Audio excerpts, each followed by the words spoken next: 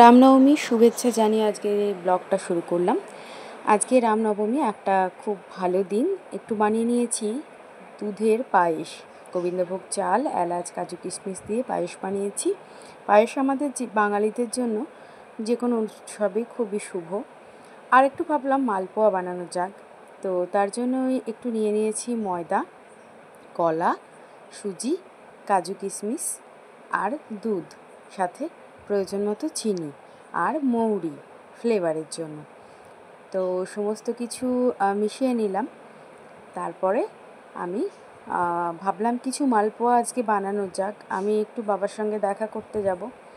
তো আমার বাবা, তারপরে বাপি মানে আমার শ্বশুরমশাই, আমার শাশুড়ি মা, এরা খুব মিষ্টি জিনিস খেতে ভালোবাসে। আমিও মোটামুটি ভালোবাসি, কিন্তু অতটা খাওয়া উচিত না জেনে নিজেকে এখন অনেকটাই আটকে নিয়েছি। তো ভাবলাম ওদের জন্য বানাই। আমি তো পুরুষোত্তম শ্রীরামের জন্য কিছু বানাতে পারবো না। তো আমার কাছে যারা আছে, আমার কাছে ভগবান তুল্য, তাদের জন্যই তাদের মনের মতো কিছু বানাই। তো আজকে রবিবারে জেনারেলি মাংস টাংস করা হয়। আমার হাজব্যান্ড খেতে খুব ভালোবাসে, ছেলেটাও। কিন্তু আজকে রামনবমী, তাই পনির বানিয়েছিলাম। ওরা কেউই ভালো করে ভাত খায়নি, পনির খেতে চায় না। পনির খেতে ওদের খুব একটা ভালো লাগে না, বিশেষ করে দুপুরে ভাতে। ফ্রিজটা একটু প্রবলেম হয়েছে, ফ্রিজের প্রপেলারটা একটু খারাপ হয়েছে, ওটা ঠিক করতে হবে। তো আমি সব রকম মিলিয়ে দুধগুলো আর রাখবো না।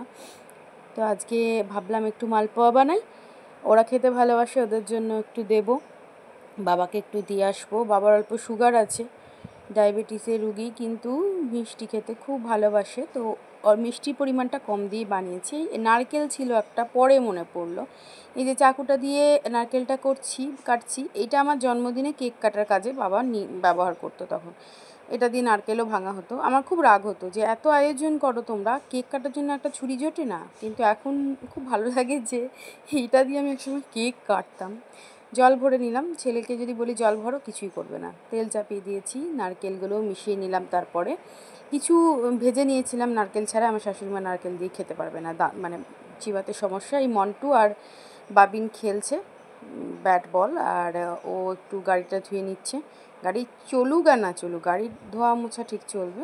এই যে বাপি গরুটা ঢুকিয়ে দিচ্ছে, ওটা চলে এসেছে। অনেকেই বাড়িতে কুকুর পোষেন, খুবই আদরের পেটসগুলো। আমার বাড়িতে কিছু পাখি আছে, আর গরু বরাবরই আমার শ্বশুরমশাই, ওনার বাবা, তার বাবা সবাই রেখেছেন। আমরা হয়তো আর পারবো না এত পরিশ্রম করতে, উনি রেখেছেন, শখ করে করেন। বয়স হয়েছে, করুক, ভালো লাগে। তো এই মালপোয়াগুলো গরম গরম ভেজে নিয়েছি। এত ভালো সেন্ট ছাড়ে মালপোয়াগুলো ভাজলে, মনে হয় তখনই খেয়ে নিই। তো অনেকগুলোই বেশ হয়েছিল, সোনালি সোনালি করে ভেজে নিলাম। তারপরে বাবিনের কাজ, স্কুল শুরু হবে, চলে যাব ওর স্কুলের মোজা এগুলো নিতে, বাবার কাছে যাব। তারপরে বাবাকে একটু দিয়ে আসবো এগুলো, আর ঘরেও খাওয়া হবে। তো কালকে আবার মাছ আনতে হবে, ফ্রিজের প্রবলেমের জন্য সারা সপ্তাহের বাজারটা রবিবার করি, সেটা করিনি। মাছটা কালকে নেব। এখন দেখা যাক কতদূর কী হয়। এবার স্কুল শুরু হয়ে যাবে, চিন্তা যে গরমে আবার নিতে যেতে হবে। এই হচ্ছে আজকের ব্লগ। আর ছেলেগুলো খেলছে, এই গরম গরম ওদেরকে দেবো না, একটু ঠান্ডা হলে খাবে। মন্টুও মিষ্টি জিনিস খেতে খুব ভালোবাসে, ওকেও দেবো। আর ও পায়েস খেতেও খুব ভালোবাসে। তো আমার শাশুড়িমা একটু নারকেল ছাড়াই খান, ওনার জন্য দুটো নারকেল ছাড়া করে নিয়েছি, 4টে, বাকিগুলোতে দিয়েছি, সবাই নারকেল দিয়ে খাবে। তো আজকের ব্লগটা এই নিয়েই বানানো হলো, বেশ মুচমুচে ভালো ভালো মিষ্টি মিষ্টি জিনিস। আপনারা কি বানালেন? আপনাদের কেমন লাগলো ব্লগটা অবশ্যই কমেন্ট করে জানাবেন। আজকের মতো এইটুকুই, সবাইকে ধন্যবাদ, বাই।